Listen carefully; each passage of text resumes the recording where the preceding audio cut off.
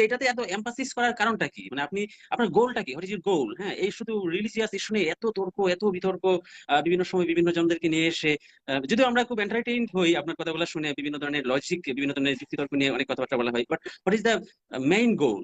মানে what do you আচ্ছা, want হ্যাঁ, টু আচ্ছা, সমস্যাটা হচ্ছে কি ভাই, আমরা কিন্তু পৃথিবীর যে কোনো দেশে বসে যে কোনো জিনিসের সমালোচনা করতে পারি। যেমন ধরেন আপনি আমেরিকাতে বসে ডোনাল্ড ট্রাম্পের সমালোচনা করতে পারছেন, আমি জার্মানিতে আছি, আমি অ্যাঙ্গেলা মেরকেলের কঠিনতম সমালোচনা করতে পারছি। এমনকি জার্মানিতে অ্যাঙ্গেলা মেরকেলের কার্টুন আঁকা হয়, যেখানে অ্যাঙ্গেলা মেরকেল নগ্ন হয়ে দাঁড়ায় আছে সি বিচে, সেই রকম নগ্ন কার্টুন আঁকা হয় তাকে কটাক্ষ করার জন্য। আমেরিকাতে ডোনাল্ড ট্রাম্পকে কটাক্ষ করার জন্য সেখানেও এই জিনিসগুলো আঁকা হয়, ছবি আঁকা হয়। হ্যাঁ, আহ, তো আমরা দেখতে পাচ্ছি যে আমরা আমাদের সমাজে সমস্ত কিছু সমালোচনা করতে পারছি, সমস্ত কিছুর কোথায় সমস্যা আছে, কোথায় কি প্রবলেম, সেই জিনিসগুলো সমালোচনা করা যাচ্ছে।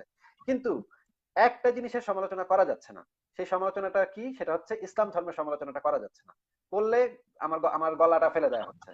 এটা একদম বাস্তব প্রমাণ আছে যে গলাটা যে ফেলে দেওয়া হয় সেটার একদম বাস্তব প্রমাণ আছে। বাংলাদেশেই দেখেন, হুমায়ুন আজাদ থেকে শুরু করে আমাদের এই যে রাজীব হায়দার, তারপরে আপনার অভিজিৎ রায়, অনন্ত বিজয়, ওদেরকে জবাই করা হয়েছে। তো আমরা দেখতে পাচ্ছি যে আমি যদি ধরেন পলিটিক্স এর সমালোচনা করতাম, আমাকে কিন্তু এইভাবে জবাই করে ফেলা হতো না। আমি যদি বাংলাদেশের মানে চৌরাস্তার মোড়ে দাঁড়ায় বলতাম যে শেখ হাসিনা খারাপ, তাহলে কিন্তু হয়তো আমাকে পুলিশ এসে ধরে নিয়ে যেত, কিন্তু আমাকে কিন্তু জবাই করে ফেলতো না। কিন্তু একটা জায়গায় সমালোচনা করলেই দেখা যাচ্ছে যে রাতের ভিতরে জবাই হয়ে যাচ্ছে মানুষ, কোনো কথা নাই, বার্তা নাই, রাতের ভিতরে জবাই, যুক্তির বিরুদ্ধে পাল্টা কোনো যুক্তি নেই, রাতের ভিতরে জবাই হয়ে যাচ্ছে। তো আমার মনে হয় যে যেই জিনিসটা নিয়ে এইরকম হবে, সেইটাতে আক্রমণ করা সবচেয়ে আগে জরুরি। যে জিনিসটাকে আপনি সমালোচনা করতে পারবেন না, বা সমালোচনা করলে আপনাকে জবাই করে ফেলা হবে, এই হুমকি দেওয়া হবে, সেইখানে সমালোচনা করাটা সবচেয়ে জরুরি বিষয়।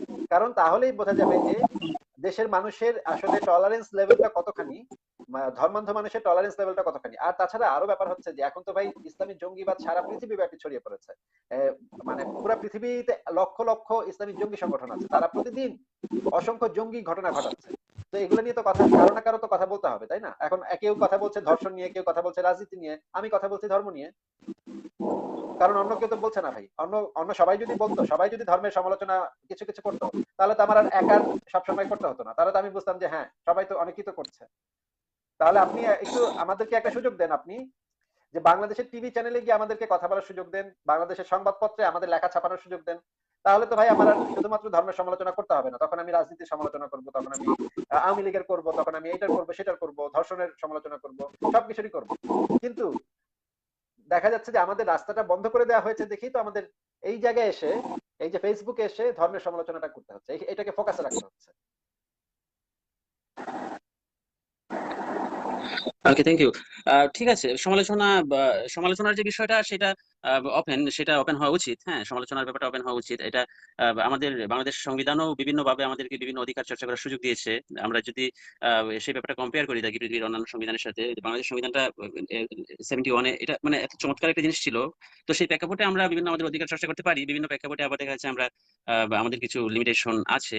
এখন সমালোচনাটা ঠিক আছে, কিন্তু আমার কোয়েশ্চনটা ছিল যে আপনি চাচ্ছেনটা কি? মানে আপনি সমালোচনার মাধ্যমে আপনি কি কি করতে চাচ্ছেন, যে আপনি কি প্রতিষ্ঠা করতে চাচ্ছেন, বা আপনার এইমটা কি? আপনি আপনি মানে আপনার চূড়ান্ত লেভেলে আপনি কি কি চাচ্ছেন? আপনার আপনার সমালোচনাটা আমি শুনতেছি, মানে আপনার আমার যে চিন্তার জগতে আমার ভিতরে আপনি কি ঢুকাতে চাচ্ছেন, কি বুঝাতে চাচ্ছেন, একদিকে আপনার ভেতরে কমন যেটা, যে আপনার ভেতরে ঢোকাতে চাচ্ছি যুক্তি, যুক্তি দিয়ে চিন্তা করাটা শেখানোর চেষ্টা করছি।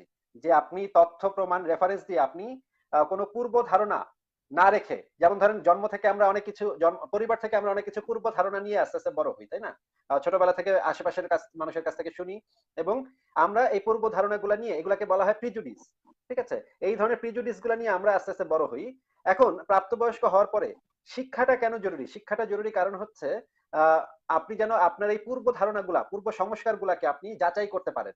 যাচাই করে আপনি চিন্তা করে দেখতে পারেন যে আপনি ছোটবেলা থেকে যেই ধারণাগুলো নিয়ে বড় হয়েছেন সেগুলো সবই কি সত্য, সেগুলোর ভিতরে কোনটা সত্য কোনটা মিথ্যা। এই যে আপনার যে যাচাই করার ক্ষমতা, এই ক্ষমতাটা তৈরি হয় হচ্ছে কি যুক্তি প্রমাণের চর্চা করলে। আমরা যে চেষ্টাটা করছি যে এই যুক্তি এবং প্রমাণের চর্চাটা তৈরি করার চেষ্টা করছি, যেন আপনি আপনার পূর্ব সংস্কার থেকে বের হতে পারেন। যেমন ধরেন, আপনাকে একটা উদাহরণ দিয়ে, একটা হিন্দু পরিবারে যে ছেলেটা জন্মেছে, সে তার আশেপাশে সবসময় দেখেছে যে বর্ণ প্রথা তার পরিবারে খুব স্বাভাবিক একটা বিষয়। বর্ণবাদ এটা খুব স্বাভাবিক একটা বিষয়। যেমন ধরেন নিচু জাতের মানুষকে তুচ্ছ তাচ্ছিল্য করা, তাদেরকে নোংরা প্রাণী বলে মনে করা, তাদেরকে তাদের ছায়াও মানানো যাবে না, এরকম চিন্তা ভাবনা করা। তো একটা মানুষ যখন ছোট থেকে এই জিনিসটা দেখে দেখে শেখে, দেখে দেখে বড় হয়, তার ভিতরে, তার মগজের ভিতরে এটা সেট আপ হয়ে যায়। এখন প্রাপ্তবয়স্ক হওয়ার পরে যখন সে শিক্ষিত হয়, তখন তার উচিত হচ্ছে তার এই ধারণাগুলোকে আবার যাচাই করে দেখা। কিন্তু আমাদের শিক্ষা ব্যবস্থার প্রধান সমস্যা হচ্ছে এইটাই, যে তারা আমাদের শিক্ষার ভিতরে এই যে যাচাই করে দেখার বিষয়টা, এটাকে প্রমোট করা হয় না। তাদেরকে বলা হয় যে তোমরা আগে যেটা শিখে আসছো সেটাই সত্য। তো আমরা যেটা শেখানোর চেষ্টা করছি যে আমরা যে ছোটবেলা থেকে যে ধারণাগুলো নিয়ে বড় হয়েছি সেগুলা কি আদৌ সত্য কিনা, এগুলো যাচাই করে দেখাটা, ঠিক আছে, যুক্তি দিয়ে। এখন যুক্তি দিয়ে যদি মানুষ এইটা যাচাই করতে শিখতে পারে, তখন রাজনীতির ক্ষেত্রেও এই যুক্তিটা তারা ব্যবহার করতে পারবে, অন্যান্য সব ক্ষেত্রে এই জিনিসটা তারা ব্যবহার করতে পারবে। ধর্মের ক্ষেত্রে যে এই জিনিসটা ব্যবহার করতে পারবে, সমস্ত ক্ষেত্রে সে সেই যুক্তিটা ব্যবহার করতে পারবে। এবং যুক্তিবাদী সমাজ গঠনের চেষ্টা করছি আমরা।